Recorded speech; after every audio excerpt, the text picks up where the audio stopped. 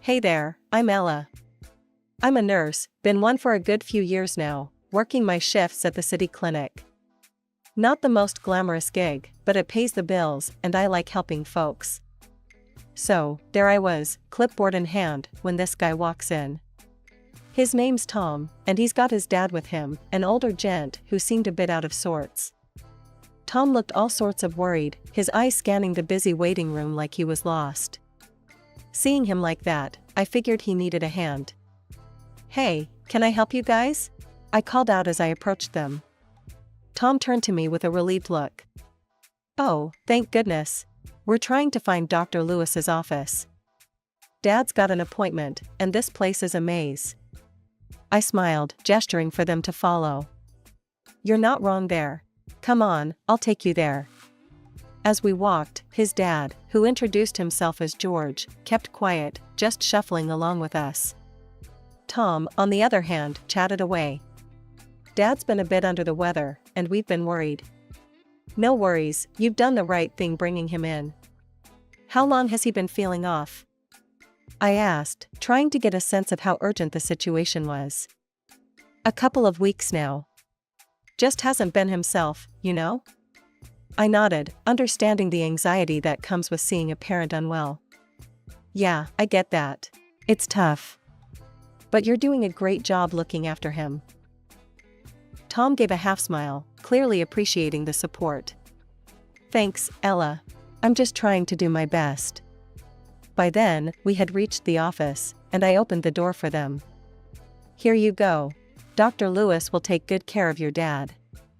I waved goodbye and headed back to my station, feeling good about helping them out. Little did I know, that brief encounter would be just the beginning of something new for me. Tom's kind face and genuine concern for his dad stuck with me. It's not every day you meet someone who genuinely radiates kindness. Back at the nurse's station, my colleague Jess nudged me. "Looked like you just made a new friend." "Focus on your work, Jess," I teased, but I couldn't help the smile that lingered on my face as I thought about Tom's kind eyes and easy smile. It turned out, that wasn't the last I'd see of Tom. He'd pop in now and then, sometimes with his dad, sometimes with questions, or even just to say hi. Each visit, our chats got longer, laughter a bit louder, and I found myself looking forward to those unexpected moments. Months rolled by since that first help I gave Tom and his dad at the clinic. Who knew that a simple gesture would spark something that felt a bit like those cheesy romance tales? But here we were, Tom and I, finding excuses to meet up for coffee, turning those short visits into long evenings filled with chatter and laughter. One chilly evening, as we sat in our usual spot at the corner cafe, wrapped up in our warmest jackets, Tom's face got all serious, a look I wasn't used to. "Ella, there's something I've been wanting to ask you," he started, fiddling with his coffee cup. I raised an eyebrow, curious and a bit anxious. "I was wondering, what do you think about us, making this official? Like, actually dating?" I couldn't help but laugh, not at him, but at the sheer relief washing over me. "Tom, I thought you'd never ask. I'd like that, a lot." Tom's folks owned a small laundry business, something they were mighty proud of. It was their life's work, right next to their home. One Sunday, Tom invited me over for dinner to meet his parents, Nancy and George. The nerves hit me like a truck. Meeting the parents was a big deal, especially when your boyfriend had described his mom as particular and his dad as old school. The house was cozy, filled with the warm, soapy scent of freshly laundered clothes. Nancy was in the kitchen, bustling around with pots and pans, while George sat in the living room, newspaper in hand. "Mom, this is Ella," Tom introduced me as we stepped into the kitchen. Nancy eyed me up and down, a hard-to-read expression on her face. "Nice to meet you, Ella. Tom tells us you're a nurse?" "That's right, Mrs. Johnson. At the city clinic," I replied, offering a smile, hoping to break through her stern exterior. A nurse, eh? Must be tough, what with all the hours. Ever think about a more stable job?" Her tone wasn't exactly welcoming, more like she was sizing me up for something. I felt a sting at her words, but kept my cool. "I love what I do, Mrs. Johnson. It's rewarding, and I manage the hours just fine. Dinner was a mix of awkward silences and tough questions from Nancy. George mostly stayed quiet, occasionally throwing in a word or two, mostly about the laundry business. It was clear they were proud of their work, and they hinted more than once how they hoped Tom would take over soon. Ella, our laundry is a family business. Tom here has been a part of it since he was a boy. We'd love for him to run it full time. Maybe you could join him, make it a real family affair, George said, passing the mashed potatoes. Tom quickly jumped in, seeing my discomfort. Dad, Ella's got her career, and she's really good at it. We're just taking things as they come, right? I nodded, grateful for his support, but the message was clear. They wanted their son tied to home, and maybe they expected the same from me. As we left that night, Tom apologized for his mom's hard edge. She's protective, you know? But she'll come around, I hope. I squeezed his hand, unsure of what the future held but certain about one thing. I wasn't ready to give up my scrubs for a laundry apron, not for anyone. We decided on a small wedding, nothing fancy, just close friends and family. One crisp Saturday morning, as we planned our modest reception, Tom's phone rang. He looked at it, frowned, and stepped out to take the call. When he came back, his face was ashen. My dad, he's had a stroke. We need to go, now. The wedding plans got shoved to the back burner as we rushed to the hospital. The next few days were a blur of doctors, waiting rooms, and coffee that tasted like burnt tar. Tom was a wreck, and I did my best to support him, putting on a brave face while my heart ached for him. George didn't make it. The funeral was a week later, a somber affair with too many people saying how he was in a better place. I stood by Tom, holding his hand, feeling the weight of his grief. After the funeral, Nancy was a shadow of herself, quieter and more withdrawn. That's when Tom dropped the bombshell. Ella, I need to be there for my mom. She shouldn't be alone right now. I was thinking, maybe we should move in with her, just for a while, until she gets back on her feet. The idea of living with Nancy, in that house that felt more like a business than a home, made my stomach turn. But I saw the desperation in Tom's eyes, and I loved him, so I agreed. And yet, first of all, we went to the mayor's office and legitimized our relationship, without a lavish ceremony and a white dress. Mr. and Mrs. Johnson. The move was hectic. Between packing up our stuff and trying to comfort a grieving mother-in-law, I barely had time to process my own feelings. Nancy wasn't exactly warm, it was her house, and she made sure we knew it. Ella, make sure those boxes go in the storage room. We need to keep the hallway clear, she instructed the day we moved our last suitcase in. Of course, Nancy. We'll handle it, I replied, trying to keep the peace. Life at Nancy's was tough. She had her ways of doing things and didn't appreciate deviation. I tried to help, to fit into this new, uncomfortable routine, but everything I did seemed to bother her. Tom was caught between us, trying to mediate but mostly just sinking deeper into his own sadness. He spent long hours at the laundry, avoiding the tension at home. I felt alone, surrounded by his family's memories and my growing resentment. Ella, why are you still working at that clinic? You should focus on helping here, with the family business, Nancy said one night as we cleared the dinner table. Nancy, I like my job. It's important to me, I responded, the fatigue and frustration making my voice sharper than I intended. She sighed, a long, drawn-out sound of disappointment. I just don't see why you'd choose that over family. Lying in bed that night, listening to Tom's uneven breaths, I wondered how long we could keep this up. How long before the weight of his mother's expectations crushed the life we wanted to build together? My job at the clinic was on the other side of the city, which meant my days started in the dark and ended in it too. The commute was a beast, eating up hours I didn't have, and every trip felt longer than the last. Coming home was no relief. Nancy had a sharp eye for anything done less than perfect. I'd barely stepped through the door before the critique started. Ella, you've left streaks on the window again. Do it over. She'd snap, barely looking up from her knitting. And this soup is bland. Didn't I show you how to season it? she'd add at dinner, making a face as if she'd tasted something sour. I tried, really tried, to brush it off and keep the peace, but it wore me down. Even Tom, my supposed partner in all this, started echoing his mom. "Ella, Mom's right. You could be a bit more careful with the cleaning and the cooking," he'd say, not meeting my eyes. It stung, hearing that from him, like I was failing some test I didn't sign up for. Our home felt less like ours, and more like I was an unwelcome guest who couldn't do anything right. One day, after a particularly rough shift at the clinic where I'd stayed late to cover for a coworker, earning me a small bonus, I came home with an idea. I was dead on my feet, but excited to share it with Tom. "Babe, I got a little bonus at work today. We've both been under so much stress. Why don't we take a short vacation? Just a few days. We deserve a break," I suggested, hoping for a moment of connection. Tom looked up from the bills he was sorting, his face unreadable. "That sounds great, babe, but I can't just leave the laundry. Mom can't handle it alone." "It's just a few days, Tom. She can manage, or we could call in some temporary help." I pushed back, needing something to feel normal again.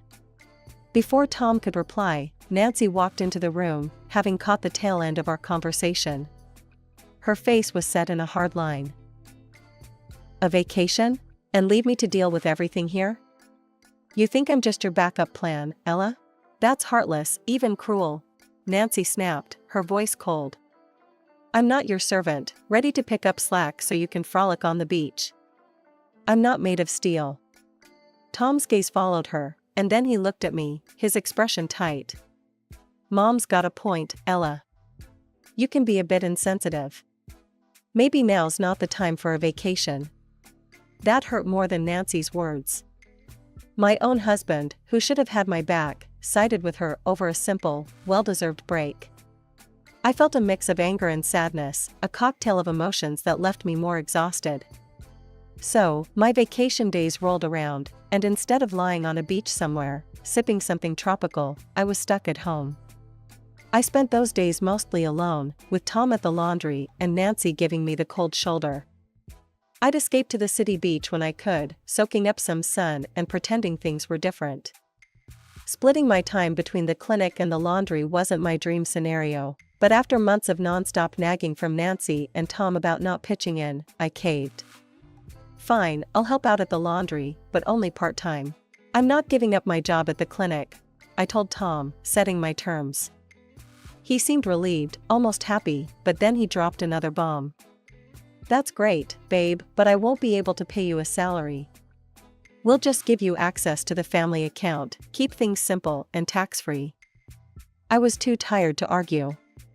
"Sure, whatever works," I muttered, not fully processing yet another sign that I was sinking deeper into their world, my own desires drifting away. The transition was rough. Mornings at the clinic were hectic, and afternoons at the laundry were a crash course in a business I had zero interest in. Still, I learned the ropes, got to know the regular customers, and even started seeing ways we could do things better. A few months in, I gathered enough courage to bring up my ideas at dinner. "Tom, Nancy, I've been thinking about how we could bring in more customers. Maybe we could offer loyalty discounts, or even host a weekly express service day?" Tom barely looked up from his plate. "Ella, I appreciate you trying to help, but I've been in this business since I was a kid. I know what works." I bit my lip, frustration bubbling. "It's just an idea. And there's also a room next door that just freed up. We could expand, offer more services." Nancy laughed, a harsh sound that made me flinch. "Trying to take over now? Think you can run things better than us? Don't make me laugh." I retreated, feeling smaller with each word.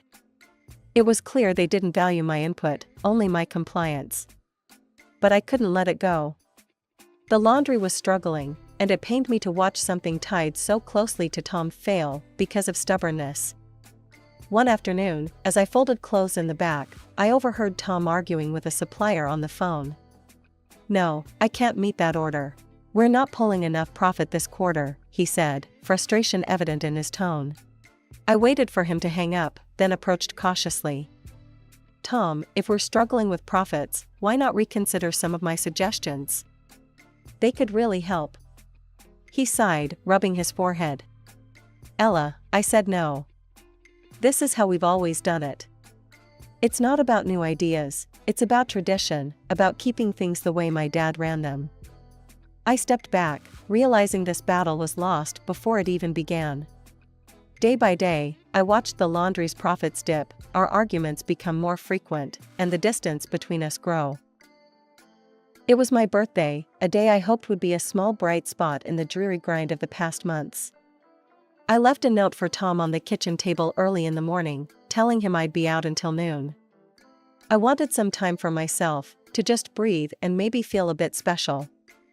I spent the morning downtown, picking out a beautiful new dress and then treating myself to a full makeover at the beauty salon, hair, nails, the works. It felt indulgent, spending money and time on myself like that, but it was my day, and I was determined to enjoy it. However, the moment I stepped back into the house, bags in hand and feeling lighter than I had in weeks, the atmosphere shifted. I was met with a storm. Where the hell have you been? Tom barked the second I closed the door. Next to him, Nancy stood with her arms crossed, her expression thunderous. I left a note, I stammered, confused by their anger. I was out for my birthday, remember? Birthday? Tom scoffed, and Nancy snorted. A lot of good that does us. You left the laundry unattended, and there was no breakfast prepared. You think today's somehow different? Nancy accused, stepping closer. Her voice was sharp, each word a knife. Stunned, I felt my heart sink. But it's just one morning. One morning out of the entire year, I said, my voice barely a whisper now, hurt flashing through me. Nancy's lips curled in disdain. I don't care about your birthday. You're just lazy and stupid, thinking only about yourself. You don't even do a good job as a housekeeper. I looked to Tom, searching his face for any sign of support, any hint of the man I'd married. Tom, you don't believe that, do you? Tell me you don't agree with her. He met my gaze, his eyes cold and distant. She's right, Ella. Maybe you don't fit in here after all. I don't need this chaos. That was it. The last straw. My whole body trembled with the force of my decision. I want a divorce, Tom. Nancy clapped her hands, her voice rising in excitement. Finally, we'll be rid of you, you stupid, arrogant freeloader. And you'll pay us back for letting you live here for 3 years. We've wasted enough on you. I laughed, a bitter sound that echoed in the tense air. Oh, I'll pay you? Funny, I was thinking you owe me for all the unpaid labor. For every holiday, every sick day I never took. That's what you'll be paying me. Nancy's face fell, her mouth snapping shut. I didn't wait for another word. I marched upstairs, pulled out my suitcases, and started packing.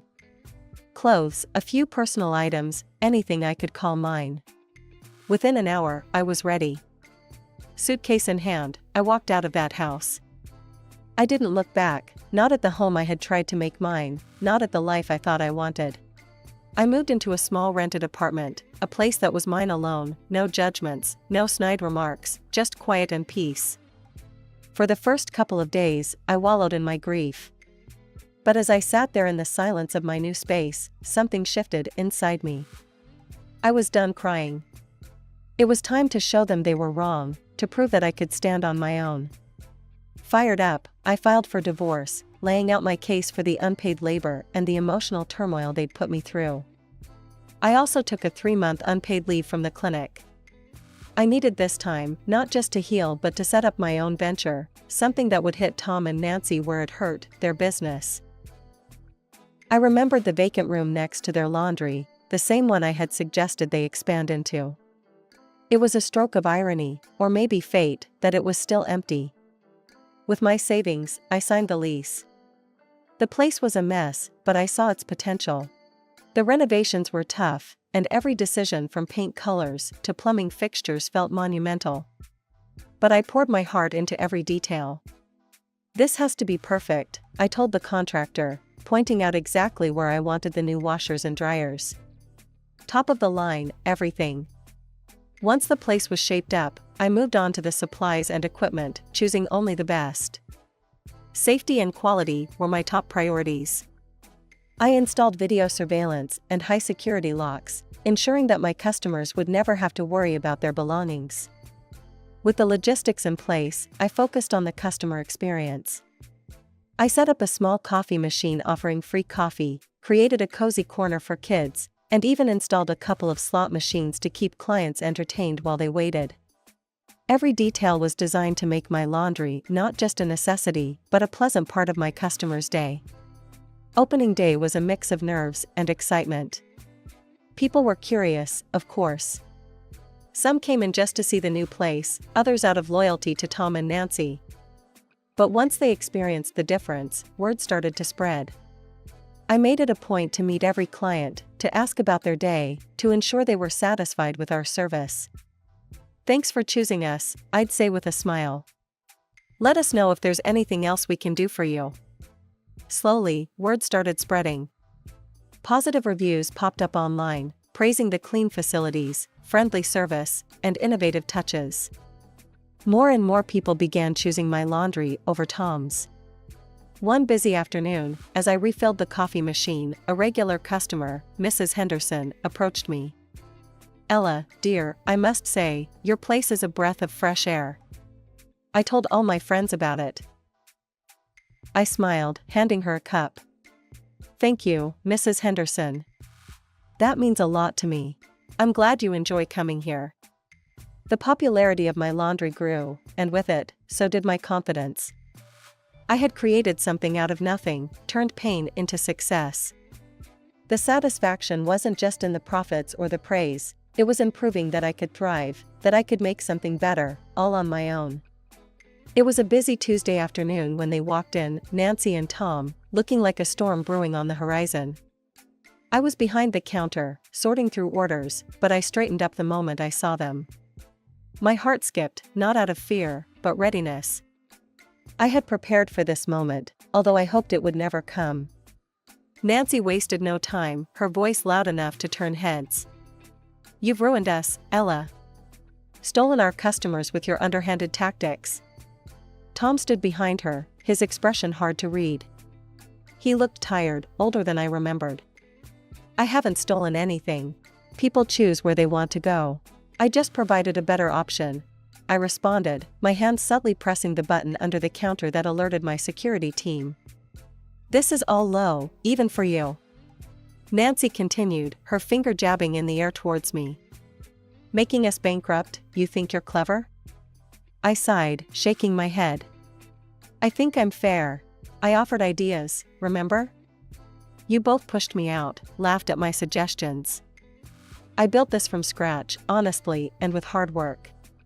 Tom finally spoke, his voice quiet.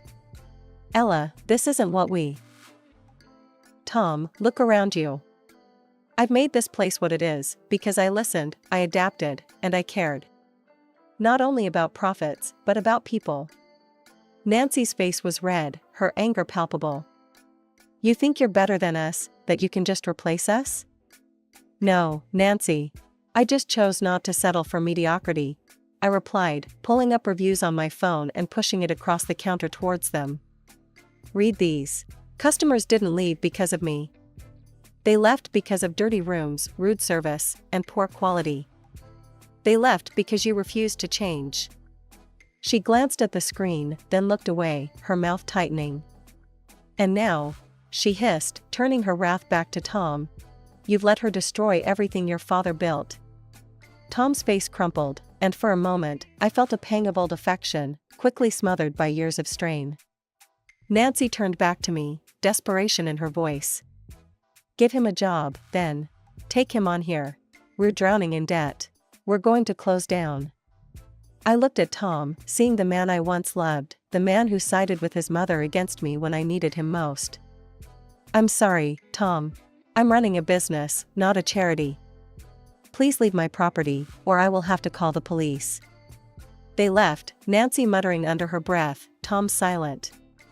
Watching them go, I felt a chapter close, one filled with hard lessons and tougher resolutions. Since then, my laundry continued to thrive. Word of mouth and positive online reviews kept new customers coming. I eventually decided to leave the clinic altogether, pouring my heart into this venture that had started as a challenge and turned into my passion.